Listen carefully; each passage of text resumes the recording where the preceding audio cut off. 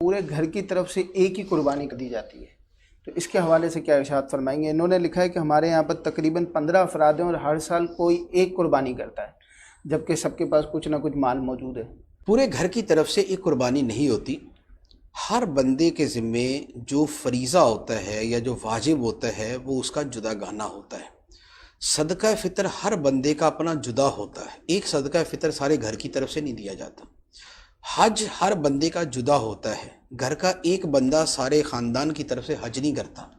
نماز ہر بندے پہ جدا ہوتی ہے، گھر کا ایک فرد سب کی طرف سے جو ہے وہ نماز نہیں پڑھ دیتا۔ روزہ ہر ایک پہ جدا ہوتا ہے، ایک بندہ سارے گھر کی طرف سے روزے رکھ کے فارغ نہیں کر دیتا۔ تو قربانی جو ہے یہ بھی اسی طرح کی عبادت ہے کہ یہ ہر ایک کا جدا معاملہ ہے، لہٰذا ہر بندہ جس پر قربانی بنتی ہوگی اسے اپنی جدا گانا قربانی کرنی ہوگی۔ یہ نہیں ہوگا کہ وہ جو ہے وہ گھر کی ایک قربانی جو ہے وہ سب کی طرف سے کفایت کرے۔ بعض روایات میں اس طرح کا موجود ہے لیکن وہ منسوخ ہیں، اور نبی پاک علیہ السلام کا جو بعد کا معمول ہے اور جو صحابہ کرام کا معمول ہے وہ ہمیشہ یہی رہا کہ ہر فرد کی جدا گانا قربانی ہوتی تھی۔